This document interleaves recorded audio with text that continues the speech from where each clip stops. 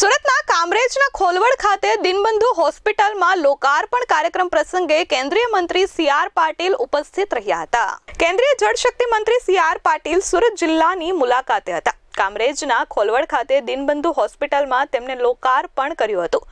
હોસ્પિટલની વિવિધ સુવિધાઓનું લોકાર્પણ સી.આર. પાટીલના હસ્તે કરવામાં આવ્યું છે. કોઈ હોસ્પિટલ પ્રસંગમાં જઈએ તો એવી શુભકામના ન આપી શકીએ કે તમારા ત્યાં વધારે દર્દીઓ આવે. સી.આર. પાટીલે નિવેદન આપતા કહ્યું કે પણ અમે એવી શુભકામનાઓ ચોક્કસ આપીએ કે તમારે ત્યાંથી દર્દી જલ્દી સારા થઈને જતા રહે.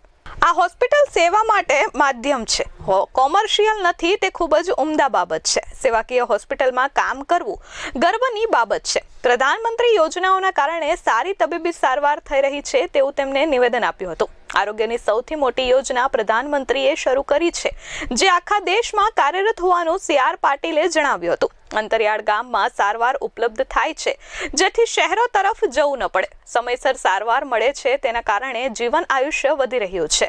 પ્રધાનમંત્રીના દૂરંદેશી વિઝનના કારણે બધું શક્ય છે તેવું તેમને નિવેદન આપ્યું હતું. હા, નમસ્કાર. આજે વલથાણ ગામે દિનબંધુ ચેરિટેબલ ટ્રસ્ટના રિન્યુઅલનો જે નવનીકરણ એમણે કર્યું છે એના માટેના કાર્યક્રમમાં મળવાનું બધાને થયું.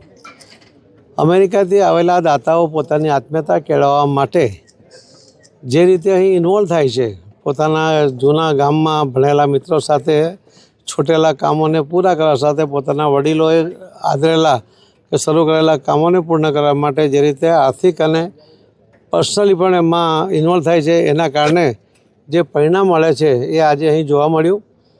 આજે અહીંયા એક ડૉક્ટર શબ્દશરણ પટેલ એમણે પોતે આત્મીયતાનો શું ફરક છે અમેરિકા અને ઇન્ડિયાની વચ્ચે તેની પણ માહિતી આપી. અને આજે દુનિયા આત્મીયતા શોધે છે, જ્યારે આપણી સંસ્કૃતિ જ આત્મીયતાની છે એ પણ આપણે જોવા મળ્યું.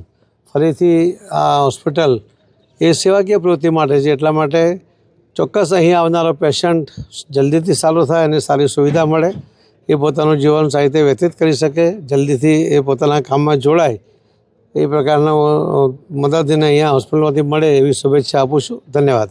Bureau report S24 news Surat.